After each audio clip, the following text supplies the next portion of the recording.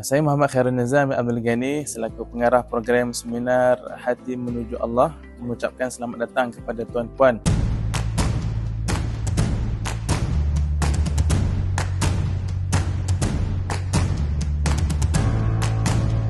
untuk hadir ke seminar ini pada tarikh 23 Mei hari Sabtu di IDCC Shah Alam seawal jam 8 pagi.